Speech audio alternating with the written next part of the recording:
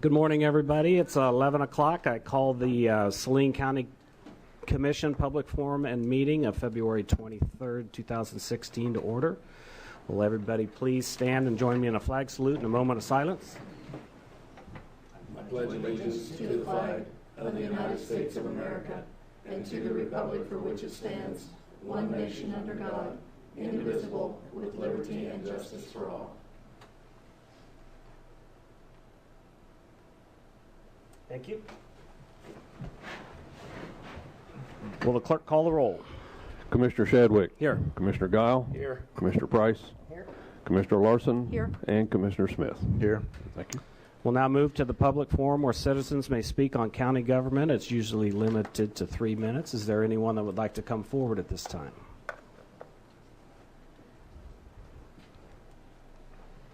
Yeah, Norman Manslama.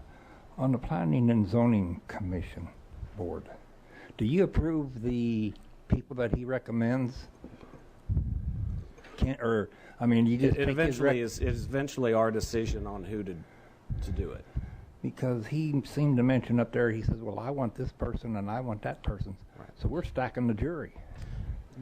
I don't think so. I think what we asked, thank you, Norman, for asking. I think what we asked him to do is to see if they were interested. And yes, I think an opinion did come out, but eventually it will all be our decision. And then you while he brought that up, Right. we are looking for people to apply for the zoning board. Right. At this moment, we've only got one expression of interest form. We can have up to 9 members. I was going to say this under announcements, but it's a perfect time to do this. Anybody that's watching today, please get online or come down here and fill out. We have openings on the Planning Commission and the Board of Zoning, and we'd love to see more people be interested in that. Particularly residents of the county. Right. Thank you. Yep. Thank you, Dave.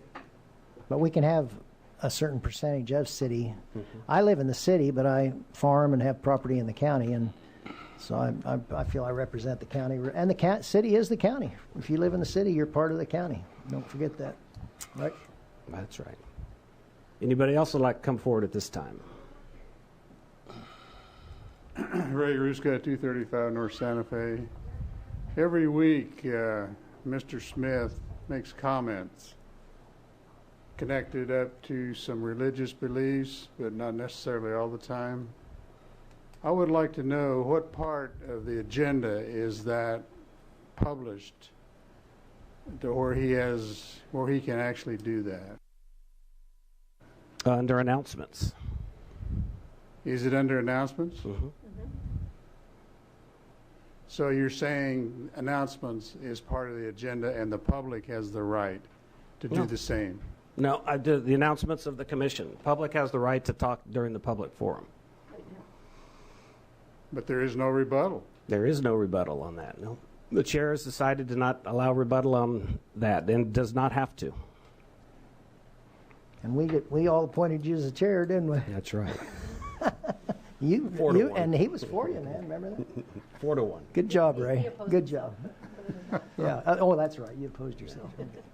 Well, let's put it this way. That's a contradiction as far as I'm concerned. I think it should be modified, and I request that you allow public rebuttal for under announcements. I will say no at this point, but thank you for bringing that to my attention. And you would reconsider? I will not reconsider. You would reconsider? I will not reconsider. Thank you. Is that no? That's a no. No. Anyone else would like to come forward at this time? Seeing none, we'll move on to regular business. Item number 1. That's the approval of the agenda for today as presented. Mr. Chair, I move we approve the agenda as presented today. Second that. All those in favor say aye. Aye. Opposed? Passes 5-0. Item number 2. Approval of the County Commission minutes for February 16, 2016. Mr. Chairman, I move that we accept the County Commission minutes of February 16th, 2016 as presented. A second. Is there any public comment? All those in favor say aye. Aye. Aye. Passes 5-0. Item number 3. Have a community corrections update with Annie Grievous, Director of Community Corrections. Morning. Good morning. I'm loud enough. I wouldn't need this, but I know it's protocol. For the monthly update for December and January, in December, average daily population was 485, 26 cases assigned, 22 closed, total of 533 served. In January, the average daily population was 493, 45 cases assigned, 25 closed, a total of 563 served.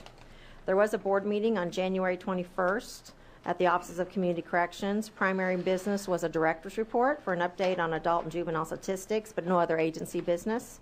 And then the board members heard two presentations. Shauna Beckman presented on trauma experienced by youth that are removed from their natural home many times and the impact as the youth transition into their adulthood. We have a lot of youth offenders that come to us now as adult offenders, and many of them were placed in multiple out-of-home placements. And research and studies now are showing that a lot of the adult behavior is a result of the impact from being moved from their natural home multiple times away from their natural parenting into homes that cared for them and facilities that cared for them, but the impact of that has resulted in a lot of the negative behaviors they show as adults, even into their mid to late to early 40s. Yeah. So, go ahead. It might be hard to distinguish between the moving impact and the hostility in the home that created the need for the move. It could, but one of the things we learn and know is that the child would rather stay in an environment that they may not be treated right. They could be malnourished, they could be abused because they love their parents. And so when we remove them from the home for their safety, and we know it's the right thing to do, we impact them right then and there. Sure. We're already moving them away from their mother, their natural mother that they know and love. They don't know anything different than maybe being beaten or maybe not being fed every day like they should. They don't know the difference. And so when you move them, there's always the desire to reintegrate them back and get them back to their natural parenting.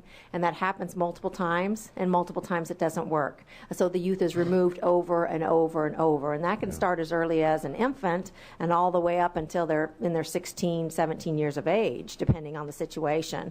And so you're right. The trauma at home isn't a good impact. You're right. But I think that what this research is showing is that those multiple moves and that letdown of them over and over and over again doesn't help them in their adulthood, unfortunately. So we're trying to be more cognizant of that, and the juvenile justice system in the state, I don't know if you're aware of Senate Bill 367, but it's something that is going to reduce out-of-home placements and keep them more in the community for services and in-home care. So they're working on it. The results are going to be better, I think.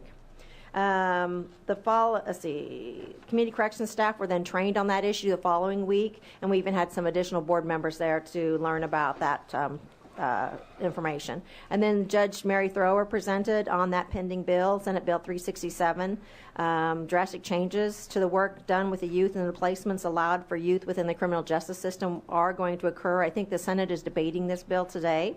It is anticipated community corrections will pick up many new programs and additional youth. Instead of placing them in out-of-home placements or very costly restrictive placements, we'll be servicing them locally, and we'll be providing a multitude of programming, diversion services, and hopefully my desire is to have an in-home service impacted to every program we do. So even if they're on a diversion, first-time marijuana usage, or a diversion shoplifting, multiple shoplifting, not your first-time offense, but those kind of programs, I think we need to go in the home and at least provide some sort of service. So that's our goal. We're working on it. We're meeting with Judge Thrower tomorrow to talk about these programs. Our next board meeting is March 24th, noon at the Community Corrections Office. I want to say that this is the fourth Thursday of the month instead of the third Thursday, which is normally what we do. But we had to change it, adjust it due to schedule. So I just want to make sure everybody's aware that is the fourth Thursday. The subcommittee met on January 12th. Primary business was grant applications and funding and client statistics, and they meet again on March 22nd. The Department of Corrections issues. The agency received annual grant application and budget format for the adult program.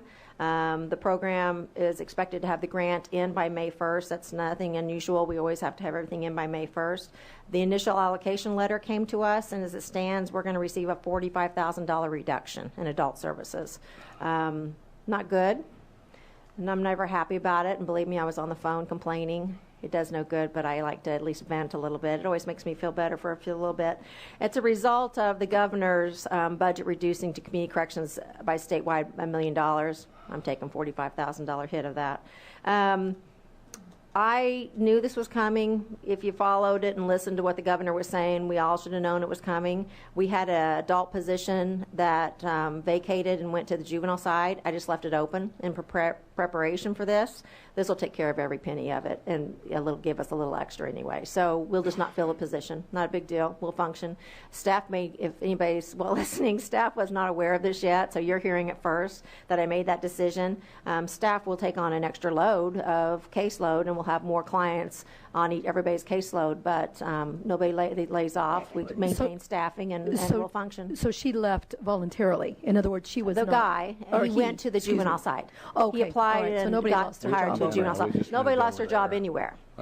This happened, he went over back to surveillance as an ISO adult to a juvenile surveillance position, and I just left it open waiting to see what the legislators were going to do. Okay. So, and this $45,000 cut is on an initial reaction. If something would come in and the governor adds money or legislators add money, it happens sometimes.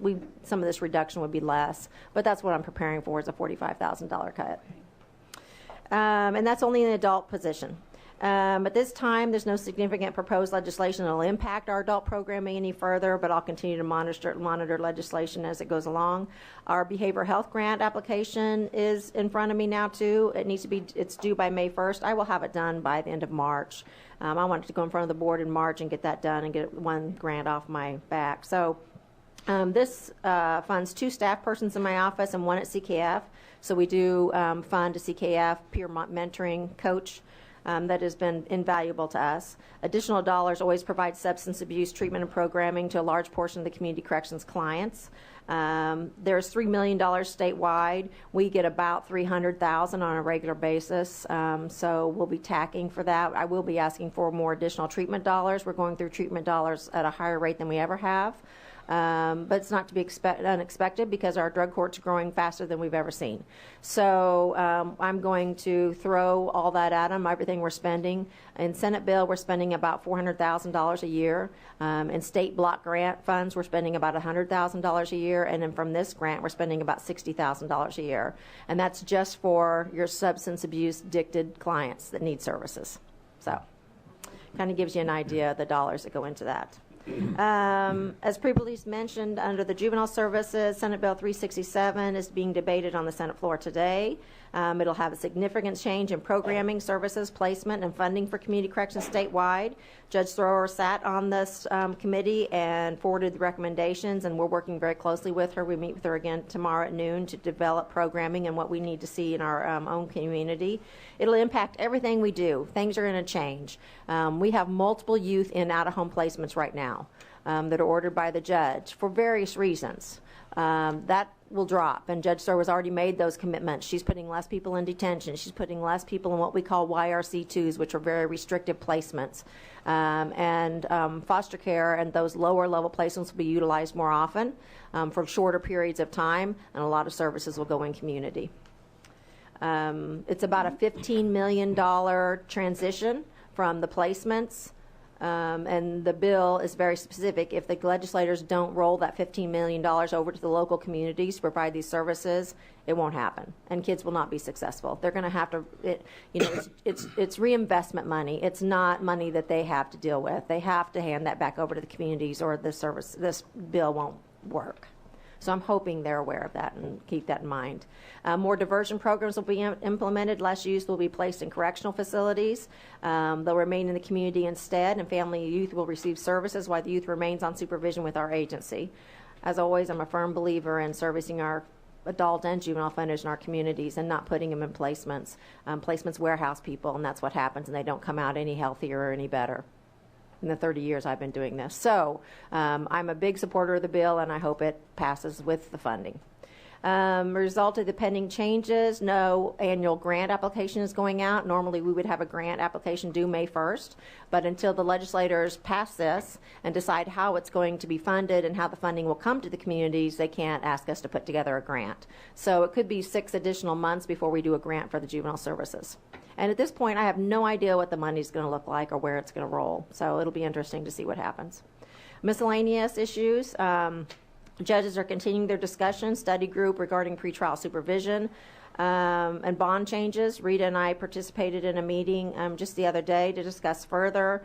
I'm real excited. I spoke with Judge Johnson again yesterday. I think we're going to go tour the work that Johnson County does on pretrial and bond supervision. We're talking already about treatment options and some places we might be able to get some money. I'm going to try to partner with Kansas Wesleyan a little bit on their criminal justice / chemical dependency students and see if there's something we can get done that way. So I have a lot of ideas, a lot of excitement. It's not my issue, it's judge's issue. They're the ones that started this, but Community Corrections wants to be on the table and definitely play a role in it, so we're excited. And one of the things that this is, and Judge Johnson will tell you this every time we talk about this, the idea is not to reduce population at the jail, but this change could reduce population at the jail. So I'm always aware of that, being I chair the committee of the jail committee. So that's always in the back of my mind as I think about other things we can do to have these people out on bond and being productive members of society instead of sitting in the county jail. The jail committee has met twice, January and February. We are typically meeting the third Wednesday of each month. I want to say again, next meeting. I say we're not having a meeting, and Brett Mainlander kindly pointed that out to me and read it on email the other day. I say we're not having a meeting in March because I kind of thought that's what the committee would want. They want to go ahead and meet. So we're meeting the fourth Wednesday of March instead. So we are meeting in March. The minutes are kept and forwarded to all committee members, and then we prove those minutes at the next meeting. I have not sent those out to commission members, and I'm asking you today, I can either forward you those minutes. Commissioner Smith gets those minutes. He could pass them on to you. I don't care how you get them or if you want them or if you just want Commissioner Smith to keep you apprised.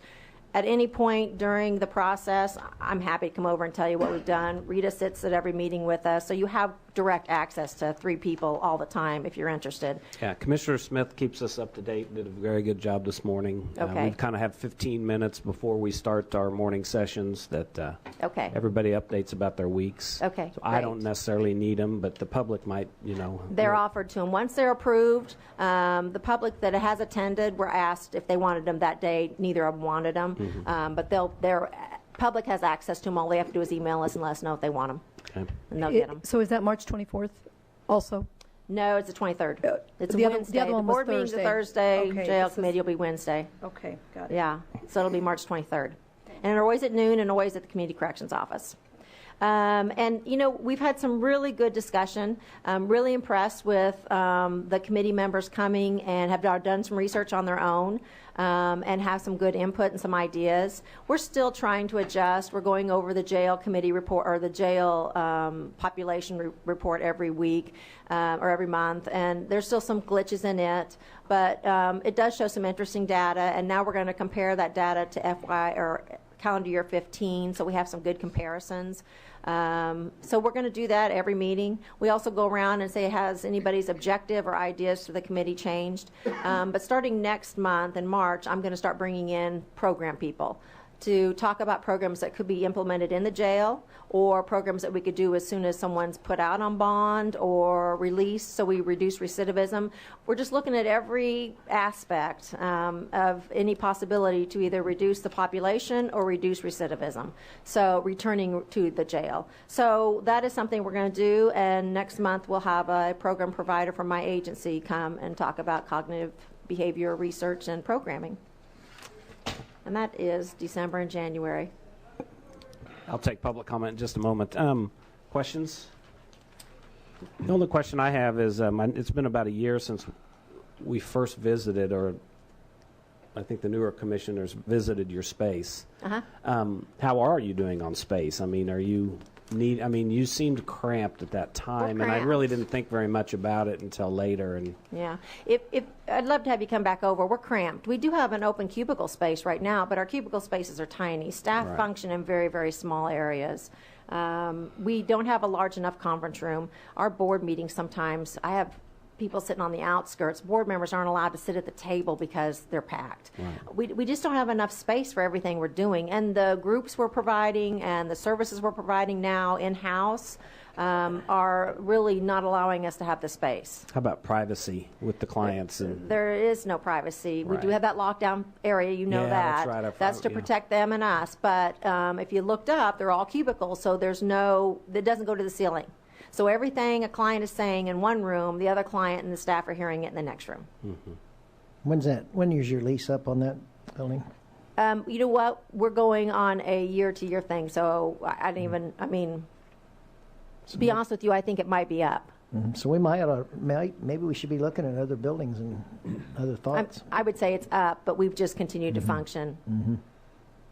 right. But we haven't signed another 4-year lease or anything like that. We have not signed any long-term lease at all for a long time. You might bring that to our attention sometime of consideration. You want to see a copy of the lease? No, I want That to was- see. I oh. want to see some other buildings that might be better. You know, years And ago, we looked. parking and everything. I mean, Right. when you go to that building and you're in that area, it's not a good area for what you're doing. Parking is horrendous. I mean, there just isn't Yeah, good enough parking, no. but I think that's the haunting of downtown. But if the chamber or anybody's doing anything, even that parking lot, that Right. that open parking is full. Just the other day, chamber was doing something, and you couldn't find a spot. Not that it hurts me to walk 3 blocks at all, not at all. But I'm just saying, you can't even get close to your area. And So I- that's been an issue for a long time. And I've seen people park clear over at the post office area Absolutely. and walk over, and sometimes I'm thinking, I wonder if they have a driver's license. Well, they could be hiding from us. Absolutely. yeah. They're parking behind the warehouses Yeah. and walking over. And I Yeah, see I that quite a suppose it's bit. true. Walk right through that lot. Sure. They could be So- hiding Because from we us. seem to have a lot of that in our community of people driving without a license. We do. We do have a lot of that. I think what happens is that taking away a license for some because you don't pay a fine or something is not best practices. Now you got a DUI, you're going to lose your license. I get that. That's best practices. But when you owe a fine and you lose your license, people still have to exist. They have to work. They have to take their kids to school, and they have to continue. And when we are taking licenses away because someone owes a fine, we've not done what I called punishment for the right reason. Right. If you owe a fine, then do some community service or do something that makes an impact to you. But taking your car away, Or you're allow gonna them to get in work to pay it You're back. going to get in your car and drive your kid to school because nobody else is going to do that. You're going to get in your car and drive to work because go to nobody work. else can come get you. Or so go get it's not groceries. realistic. You got to go get groceries. Groceries, Yep. medication, hospitals. I get called from when I'm on call all the time. But clients will call us and say, "Hey, I don't have a license, but I've got a child here. I've got to get to the emergency room, and I don't have anybody else to take them." I tell them to get in their car and go. We'll deal with it when it happens because I don't know what else to do. I'm not going to go get them. I can't do that.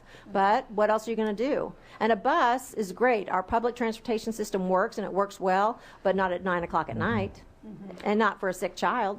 I don't like that entrance to your building where it's undercover and that little elevator and the stairway, and it just does not appear a very safe. I agree area. with you. I agree. Any other questions or comments before I open it up to public comment? Drug court. And when's the next one? Oh, I sent those to you guys. We had it I on sent our. them to Rita. I can't tell you right off the top of my head, but if you don't have them on your calendar, let me know. We have 2 drug Okay. courts already set.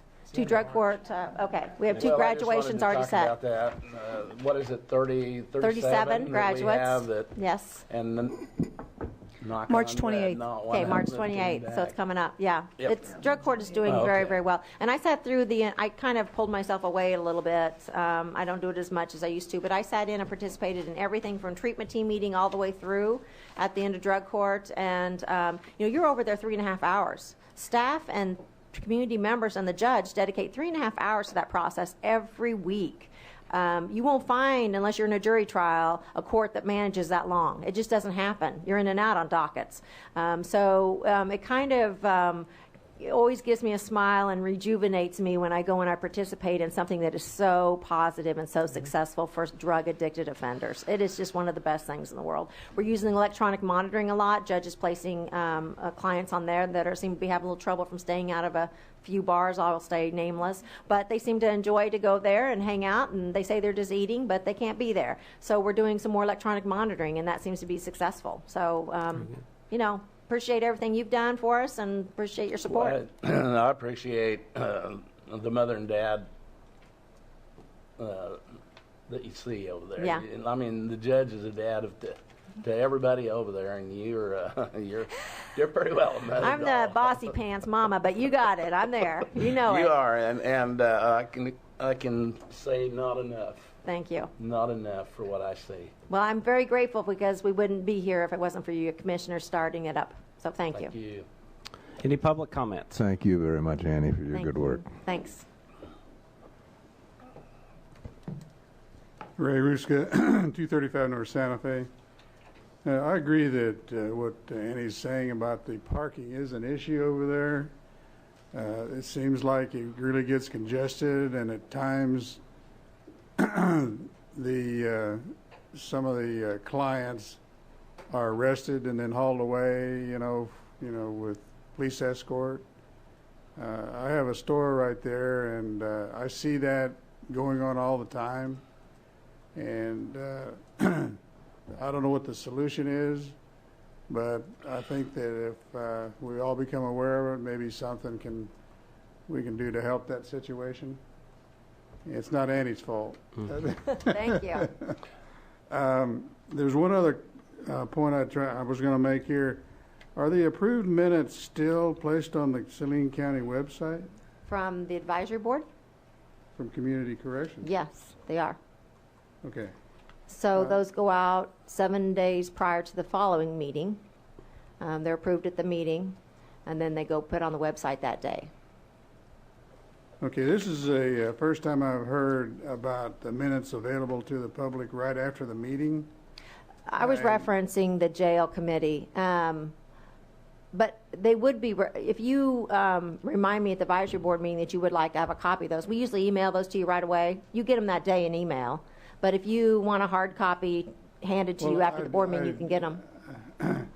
I don't, the way I've been getting the minutes is through the website. No. Rosie emails them to you because I've seen her do that. After She emails. the meeting? No, as soon as the board has approved those things, because she sends something out and then she sends you an FYI. Well, there might be a disconnection there because I don't recall seeing that, but it could be just a glitch or something. And as far as a request to get those by email would help me with being able to read them, right away. Ray, I don't mind giving them to you after the meeting. I've never, I'm real busy during the meeting and understand. after. I Yeah. agree. And so if you would stick around and wait until Rosie and I have completed all the board work, I'm happy to get you a copy of those. Once the board has approved the minutes right then, you can have a hard copy. I just won't put them out until they're approved. Well, everybody kind of runs for the door when the meeting's over. Unfortunately, Rosie and I don't. We stick around for those board members that stay. Yeah. Yeah. Well, thank you, Yeah. Annie. Yep, just remind me. Any other comments? Another, just Please. back to, I think a week or two ago, there was a brochure that came out about a house of 15 room that a lady was going to do on kind of what we're talking about here to be able to foster them kids while. Did you Yeah, get I one got of some those? information the sheriff shared with me because, and I'm not sure we're talking about the same person in the same house, It but. was an older woman at 60. Yeah, I don't want to say names. So, Yeah, but what I will say is that at that time when the sheriff, he had Ellen Mitchell and I look at the information, I was not comfortable giving an endorsement. I also knew what was coming down the pike from the state legislators. Sure. So my response to the sheriff was that I'm not going to endorse it or support it at this time. Yep. We have some new police protective custody homes out there. A church has gotten families to allow these young youth that just need about a 2 or 3 day stay. That costs $0. They're not assessing any cost to us. We're giving them supplies and things, resources to function, but those are the real homes that we want to see, those family intact homes that these younger youth can go to. They're in there 2 or 3 days and then they're removed and placed somewhere else, sometimes back to their natural families in some manner. So at that point, if we're talking about the same thing. It is. I just didn't endorse it, nor would I support I it didn't at that either, time. and that's why I asked, because I I was really satisfied with Mm-hmm. the ideas. The ideas were, some of them were pretty great. Yeah. So, but I just wanted to see where you were on that. Right. Thank you. Since Yes. you're talking about that, do we have enough of those homes to put those children in when they need to? We have more than we ever have. Could we use a few more? Yes. And are we working on it? Yes. Okay, because I But, understand that's what that's one fueled of the her things- her motivation to Right, build. it did. And I think they want to construct something new. And last thing she told me was that they had about $1 million raised already, or over $1 million. And I don't know all those details. You're See, telling me some I things don't either. don't know. No. I can just tell you that we're not, at this point, until legislation is done and out there, I'm not going to support a home of any kind that is restrictive or limiting or going against what legislation is looking at now. So at this point, that's kind of where I'm staying neutral. I'm not saying that at some point that wouldn't be an excellent resource for our community. Right now, it's just not something I want to be a part of or support at this point. And I- That, and I- that 367 is kind of the way we looked at that too. Yeah. Because I'm on that juvenile justice deal Right. over there, and there's a whole lot of changing going on right now. Exactly. So And I I'd like- need to be able to talk to Mary Trower on that. Sure. I'd like to say that 60-some years old is not old. That's young. Right? Rita? Right, Rita? I didn't call somebody 60 old. Yes, did we're I? just Did young. I say an old lady? I think Didn't want to name Commissioner names. Giles said old lady. I said nameless. I stayed nameless. That's all. Let's move on before we get into any trouble. Any further public comment? Judy Larson, 2801 Ray Avenue. Annie knocked some cobwebs loose in my head. And 20 years ago, probably, I was living in New Jersey. I was approached by my pastor to take in a foster daughter. My first response was, "What are you, nuts?" You know, but it was one of the best 3 years of my life. There were 3 kids, and that were being abused. For punishment, they had to stand for half an hour and hold cans of paint. The son would be locked out of the house at mealtime. There was just any number of stuff going on in that house. But the kids did not know that this was not normal in other families. And until Oprah Winfrey did her television special on abuse and that whole issue, these kids had no clue that they had been living in an abusive situation. And it was excellent that the 3 of them were removed from the home. I had the oldest girl, and she was 16, and in 3 years her grades were up, she was dressing better, and she went to college. And now she's a pastor's wife. So that foster care is so important, and you can't say that the kids don't understand that they're being taken away for their own good and for their own safety. And you really need to give them a chance to understand that, because this was just so good, and I was so glad to be able to help. The brother went in the Air Force, and it was just really a good experience. And I really need people to understand that foster care can be very positive and a really good thing for these kids. Thank you very much. Thank you, Judy. Any other public comment? Thank you for coming by today. Thank you. Thanks for all your hard work. All right, item number 4. Item number 4. Yeah. No, it's 5? 5. Okay. Well, actually, on our list is really 4. But anyway, Rick Lamer with Livestock and Expo report. Rick is the director of Livestock and Expo. Good morning. Good morning. I have a slideshow for you today, but I thought I'd just get out a quick reminder. We sent out the Oliver Hag Memorial Scholarship applications to all the area high schools back in December, and those are due back in our office March 7th. So if you have them laying around, haven't filled them out, bring them back to us. This is the Heartland Toy Show.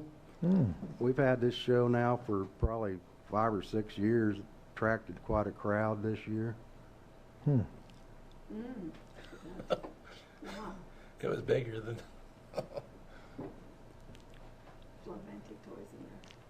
It's ARC Chili Feed. Actually, I think this is the ice cream feed, but they actually have both events.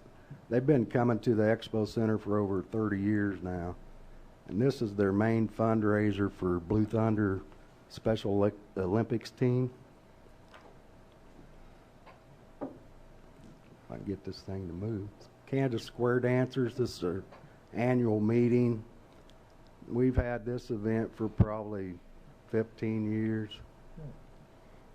CAP Celebrity Auction, another fundraiser. This is one of their major fundraiser for the year. It actually makes up for 10% of their budget. I know that guy. 101,000. Oops. They had a great turnout also. Bill Fekas doing a little cooking in there.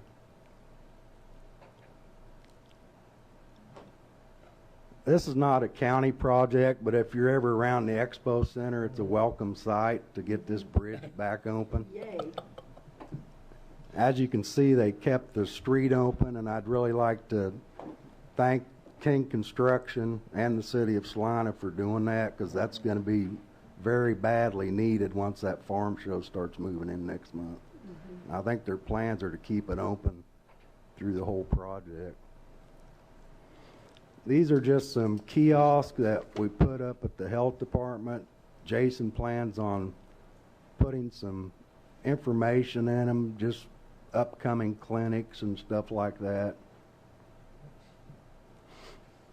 This is our summer lineup for livestock shows for this year. Actually, we've added, I think there's 4 new shows besides what we had last year. So right now I'm booked. I have no openings for livestock shows. I'm turning them away right now. Oh my gosh. These are new shows scheduled for this year. At KOA, Spectacular Vintage Marketplace, that's in association with the KKOA Lead Sled Spectacular in Oakdale Park. And I think it'll be a successful event. This is just our schedule for March. You got the gun show this weekend? The gun show, yeah, it's this weekend. Okay. That's Saturday and Sunday? Or? Saturday and Sunday, I believe their hours are 8 to 4 or something like that. Okay. And that's all I have today. A lot of things happening over there. Again, it's just it's good that you're doing this on air, because just for those that don't know how often that area is used, it's just amazing. I don't think a lot of people realize what all does go on over there. I agree. I think last year we had 171 events and 300 and some event days. Right. Meaning there were multiple events going on any given day. Very good. Do I remember the fee schedule? Is it different for a nonprofit from? Nonprofit, it's half price. Yeah. Mm-hmm. And then you also have the Christmas dinner and the Christmas and dinner. the Thanksgiving we have like dinner and 12 fundraisers, just community fundraisers that we've had for years and years. And the reason they come there is because it's affordable. It's an affordable place where they can make some money and, not break the bank renting the facility to have it. and it's people that can afford to go there Right. also. All right. Further questions or comments? Public comment? Thank you very much for coming today. Thanks, Rick. Very good, Rick. Thank you. Is there any other business that needs to come before the commission today? Under announcements, again, I just want to remind people to please, if you are interested in either the Planning Commission or Board of Zoning, to apply and show your interest. We'd appreciate it. Also, if you really hurry, you can get to the mall and get your picture taken with the World Series trophy. Join me running over there really quickly. So, any other announcements? They're there till 2. Yes. Oh, really that late? Oh, I got time. Or maybe All right. one. Any other announcements today? I'd like to mention a unanimous decision by the U.S. Supreme Court in 1892. It was a decision in the issue of Church of the Holy Trinity versus U.S. And here's a quote from that decision. There's no dissonance in these declarations. These are not legal individual sayings, declarations of private persons. They are organic utterances. They speak the voice of the entire people. These and many other matters might be noticed. Add a volume of unofficial declaration to the mass of organic utterances that this is a Christian nation. Significantly, the U.S. Supreme Court cited dozens of court rulings and legal documents as precedents to arrive at this ruling. But in 1962, when the Supreme Court struck down voluntary prayer in schools, it did so without using any such precedent. Is there a motion to adjourn? So moved. I'll second it. All those in favor say aye. Aye. We are adjourned. Schools will bring the prayer back in.